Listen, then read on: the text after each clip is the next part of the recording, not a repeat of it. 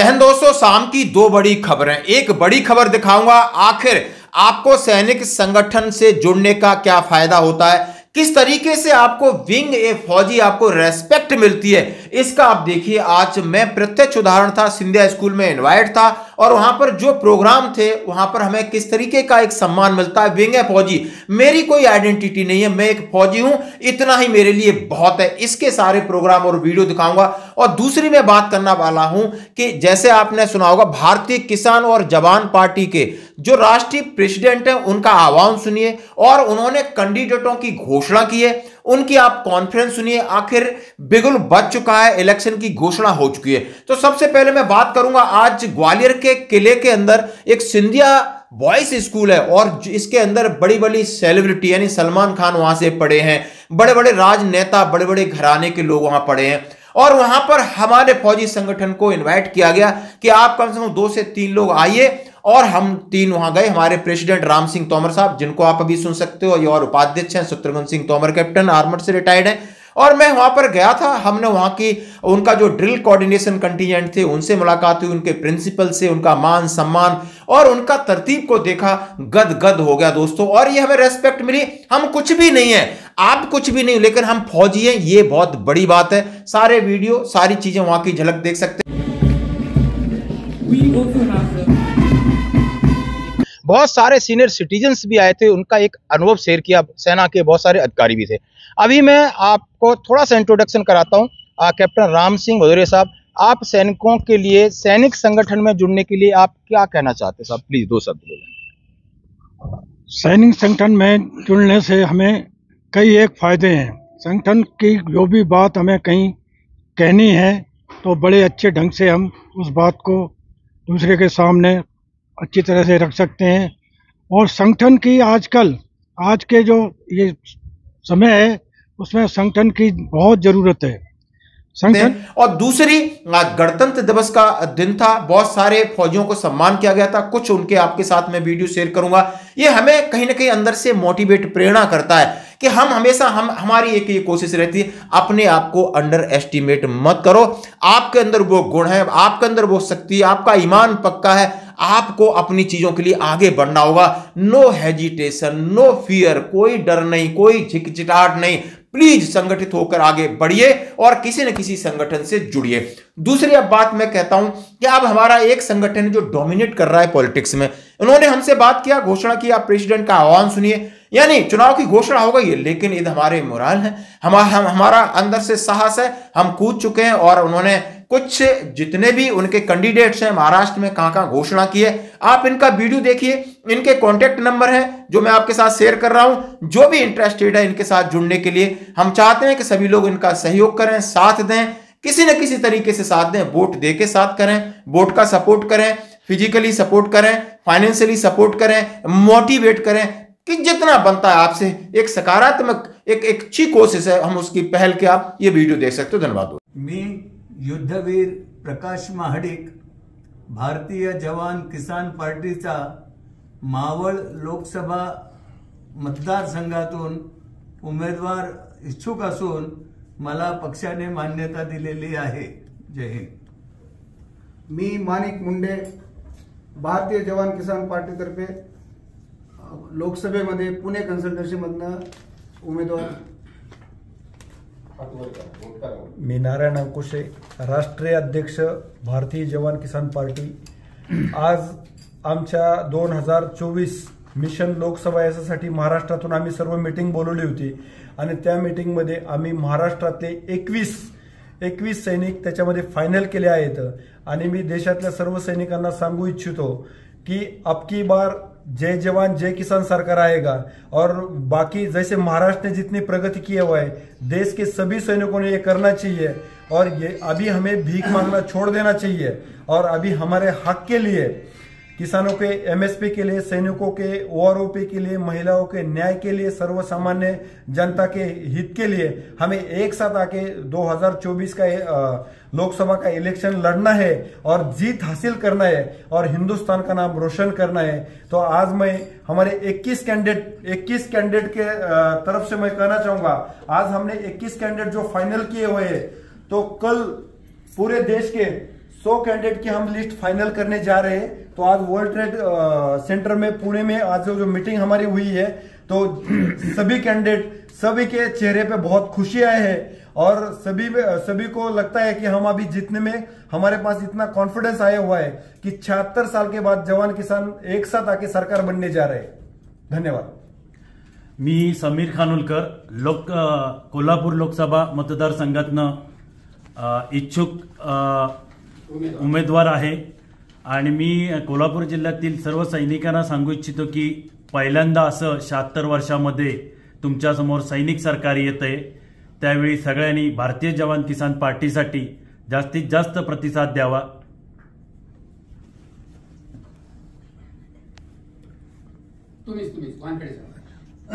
मी गोपाल वानखेडे वर्धा मतदारसंघातून 2024 साठी भारतीय जवान व किसान पार्टीने माझं नाव फायनल केलेलं आहे आणि इलेक्शन लढणार आहे।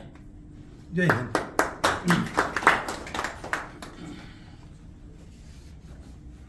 मी काशीराम मारुतराव पौळ परभणी लोकसभा मतदारसंघातून जय जवान के जय किसान पार्टी तरफ से इस बार फौजी सरकार। मी गोपाळ यशवंत जाधव भारतीय जवान किसान पार्टीच्या नॉमिनेशन फाइल्स केलेलं आहे। त्याचबरोबर मी सोलापूर लोकसभा मतदारसंघातून इच्छुक उमेदवार आहे। मी पांडुरंग लोंढे भारतीय जवान किसान पार्टीतर्फे मुंबई लोकसभा 2024च्या निवडणुकीसाठी इच्छुक उमेदवार आहे। मी राजू शांताराम पाटील भिवंडी लोकसभेमधून मी इलेक्शनला उभा आहे भारतीय जवान किसान पार्टीमधून। माझे जनतेसाठी हेच म्हणणं आहे की आज मी देशासाठी एक 16-17 वर्ष देशाचं रक्षण केलं आणि आता असं वाटतं की जनतेचं रक्षण करावं आणि माझा निजी स्वार्थ काहीच नाही आहे याच्यामध्ये की माझ्या परिवाराला पालण्यासाठी माझी पेन्शन येते, सगळं काही येते, पण माझं देशाच्या जनतेसाठी काहीतरी करावं असं वाटतं। आज चाललेल्या राजकारणामध्ये ते सगळं काही आपण बघतोय, तर हा मनापासून इच्छा आहे की जनतेसाठी काहीतरी करावं। मी विजय राजाराम जगताप आर्मी रिटायर। मी आर्मीची 20 वर्ष सर्व्हिस करून रिटायर झालेला आहे। माझा माझे ध्येय आहे की मी भारतीय जवान किसान पार्टीमधून जे मला उमेदवारी भेटलेली आहे तर मी लढतोय आणि लढणार आहे आणि मला याची आशा आहे की तुम्ही रायगडमधून मी उभा राहणार आहे। मला रायगडमध्ये मला तुम्ही मतं देऊन मला एक तुमची सेवा करायचा मौका द्या, त्याबद्दल मी सर्व जनताचं, सैनिकांचं, इतर पार्टीचं मी भरपूर आभार मानतो आणि मला ह्याच्यामध्ये तुम्ही जोश द्याल आणि मी निवडून येईल आणि तुमची सेवा करू शकतो। जसे मी देशाची सेवा केली तशी मी तुमच्यासाठी काय कामाला येऊ शकतो, हेच माझी इच्छा आहे। तरी तुम्ही सर्वांनी मिळून मला वोट द्या, वोट करा आणि मला विजयी करा। थँक्यू, धन्यवाद।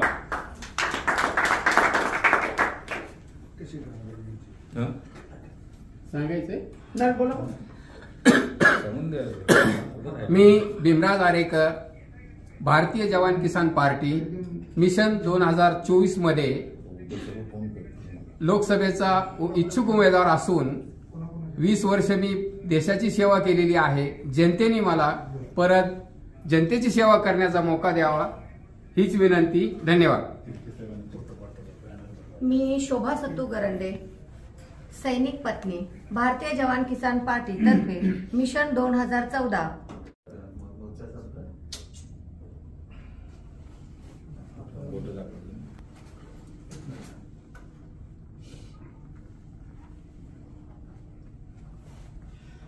आज 2024 लोकसभा जनरल इलेक्शन के लिए देश की भारतीय जवान किसान पार्टी के तरफ से वर्ल्ड ट्रेड सेंटर में मीटिंग हुई है, जिसमें हमने लोकसभा के 21 कैंडिडेट को फाइनल किया हुआ है।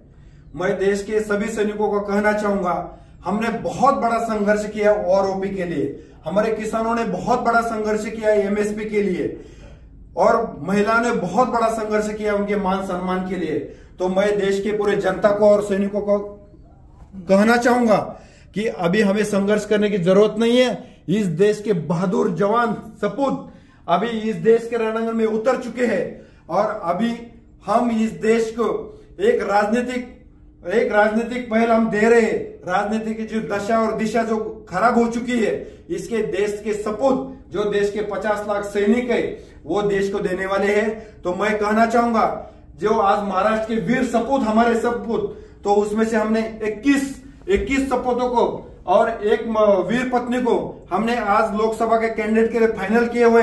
तो मैं बाकी राज्यों से हरियाणा, पंजाब, उत्तर प्रदेश, बिहार, राजस्थान, कर्नाटक, आंध्र प्रदेश, बाकी सभी राज्यों को अध्यक्ष को मैं कहना चाहूंगा आज पहली पहल हमने शुरू किए हुए। लोकसभा अभी बहुत नजदीक है, 2 साल ही हमारे पास टाइम है, 2 महीने ही हमारे पास टाइम है अभी। तो 2 महीने में हमें पूरे 543 कैंडिडेट को सिलेक्शन करके उनको जिताना है और इस बार सरकार बनाना है। शिक्षा, न्याय व्यवस्था और महिलाओं के सक्षमीकरण के लिए, महिलाओं के सम्मान के लिए इस बार देश के सपूत पूरा सरकार, किसान और जवान सरकार बनाएगी।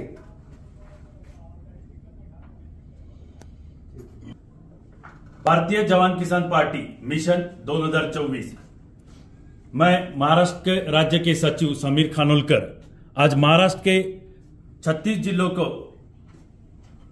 सभी सैनिक परिवार, सैनिक कुटुंब, इनको कहना चाहता हूं कि पिछले 76 साल में सैनिक परिवार ये महाराष्ट्र में वंचित परिवार रह चुका है। आज सैनिक को देखने के लिए, सैनिक कुटुंब परिवार को ना प्रशासन देख रहा है, ना राजकारण देख रहा है, ना समाजकारण देख रहा है।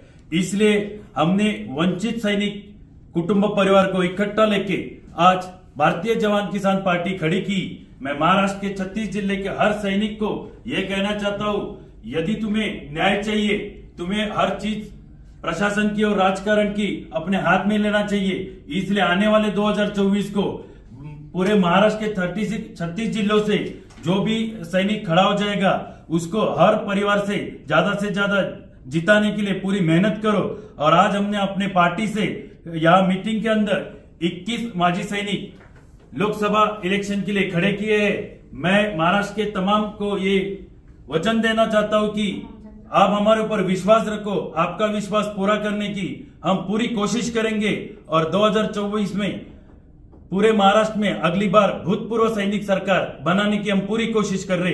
जय हिंद।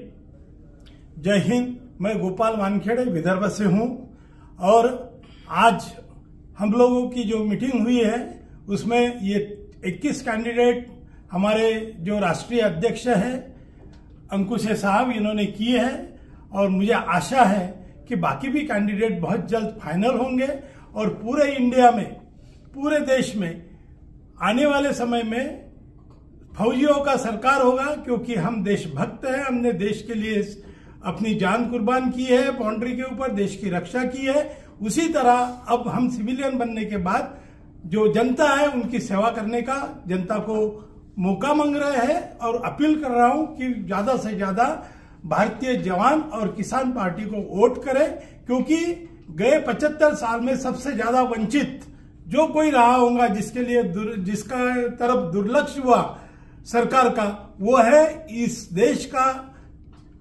किसान और जवान।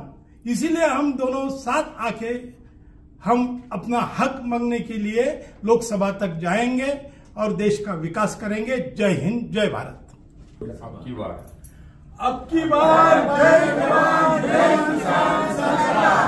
अब की बार जय जवान जय किसान सरकार। अब की बार जय जवान जय किसान सरकार। भारत माता की जय। भारत माता की जय। Vande Mataram. To my colleagues, to the distinguished judges who are here to judge our march past, to all the support staff who has been up and making this event successful, and last but not the least, जय हिंद दोस्तों, मैं हूं captain JS Bhadauria और belong करता हूं ग्वालियर से और Indian veteran organisation का एक सदस्य हूं। आज हमारे साथ हैं इंडियन वेटरन ऑर्गेनाइजेशन ग्वालियर की टीम के अध्यक्ष कैप्टन राम सिंह तोमर साहब और दूसरी तरफ हैं कैप्टन शत्रुघ्न सिंह तोमर जो इंडियन वेटरन ऑर्गेनाइजेशन के यहाँ के जिला उपाध्यक्ष हैं। दोस्तों, मैं आज बात कर रहा हूँ सभी सैनिकों के लिए। आज मैं यहाँ आया हूँ ग्वालियर के सिंधिया स्कूल में और यहाँ पर हमारी जो उन्होंने हमें एक रेस्पेक्ट दिया, रिगार्ड दिया। विंग है फौजी, हमारी अपने नाम की आइडेंटिटी नहीं है, मैं फौजी हूँ और इस वेशभूषा में है जो कि IBO की वेशभूषा है। और दोस्तों बात मैं कहना चाह रहा हूँ कि आप जहाँ कहीं भी हमारे जो सैनिक हैं हमको सुनते हैं सैनिक जीवन चैनल से, उनसे मैं रिक्वेस्ट करता हूँ आप किसी न किसी संगठन के रूप में जुड़िए।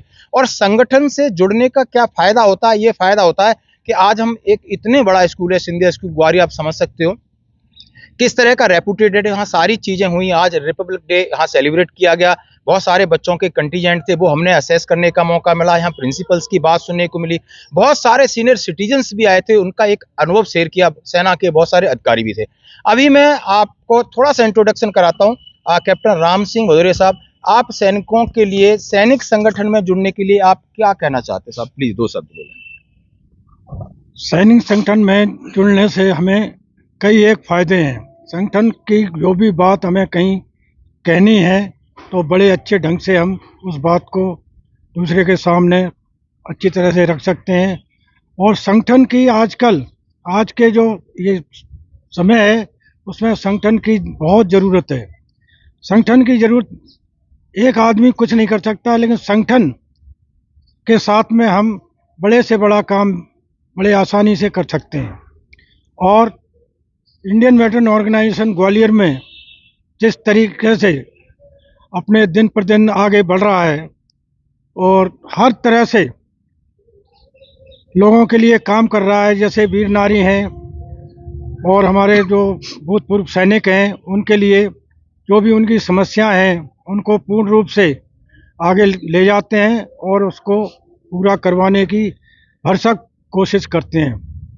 जय हिंद। दोस्तों जैसा सुना हमारे अध्यक्ष साहब ने बोला कि हाँ, चाहे मुझे सोल्जर बोर्ड में जाना हो, स्टेशन हेडक्वार्टर जाना हो, CSD की प्रॉब्लम हो, किसी प्रकार की प्रॉब्लम है, आप एकजुटता है, आप संगठित हो, आप सही तरीके से अपनी आइडेंटिटी के साथ, जैसे कि हमारा अनुशासन एक आइडेंटिटी है, हमारी बातचीत एक आइडेंटिटी है, यही हमारे पास धरोहर है, पैसा नहीं है, हमारी रेस्पेक्ट होती है। अब मैं बात करता हूँ उपाध्यक्ष साहब से, जो लगातार कलेक्टर से मिलते हैं, SP से मिलते हैं, और जो हमारे छोटे मोटे इश्यूज होते हैं सैनिकों के या वीरांगनाओं के, जैसे कि हम रिटायरमेंट के बाद आने के बाद बहुत सारी चीज़ों को हम सफ़र करते हैं, और ये एक बहुत बड़ी प्रॉपर्टी का एक यूनिवर्सिटी चलाते हैं, और जितने भी यहाँ रेवेन्यू के हैं या दूसरे केसेस हैं SP से मिलते हैं, SP कलेक्टर इन्हें क्या रिगार्ड देते हैं, किस तरह रेस्पेक्ट देते हैं, जरा इनसे सुनिए sir please.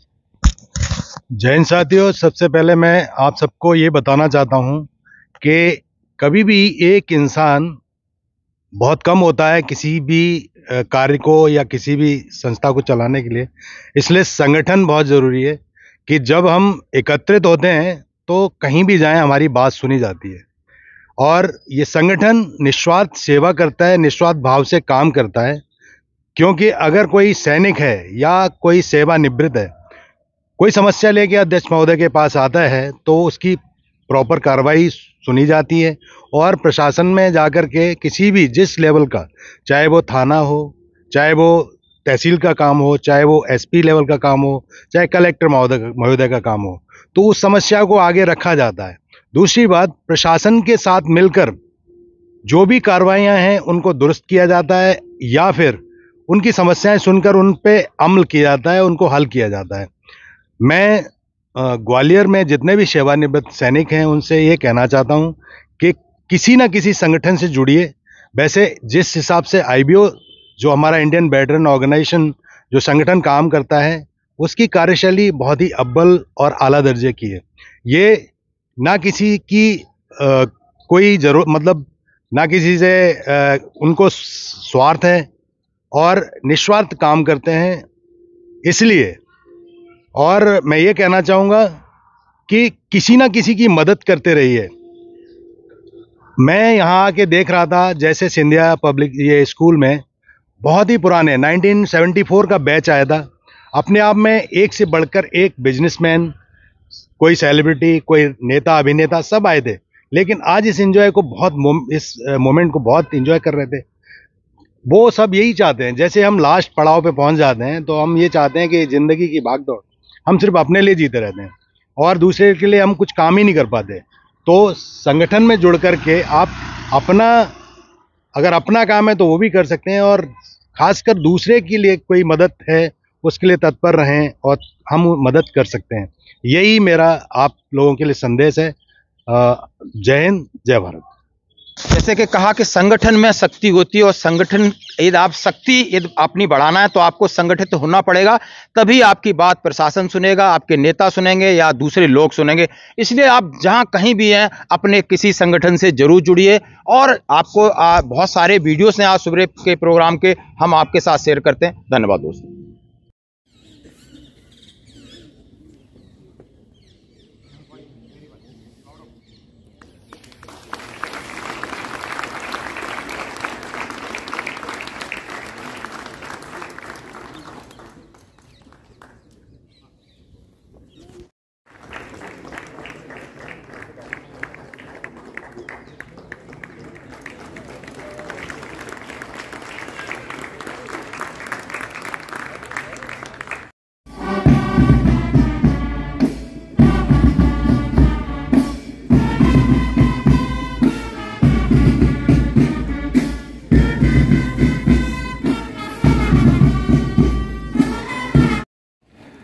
May I request Krishnan Bajoria to extend a warm welcome to the chief guest.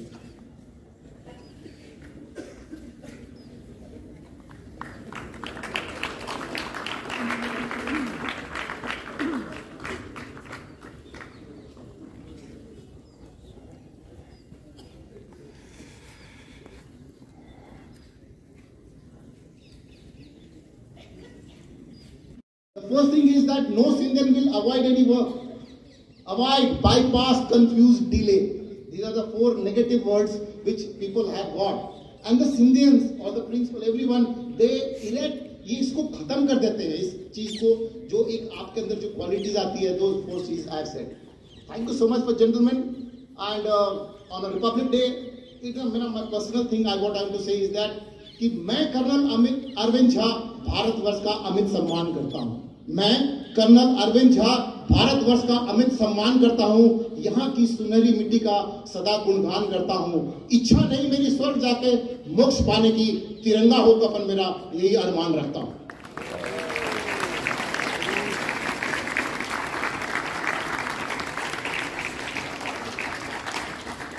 Sir, I will just on behalf of my organization, we have planned to give a special badge to all the NCC cadets who were part of 74th batch, and a medal to the senior most student of 74 batch, the parade commander, and 2 medals which the principal tells to give. It is from the NCC group headquarters Gwalior and from DG NCC. Thank you so much.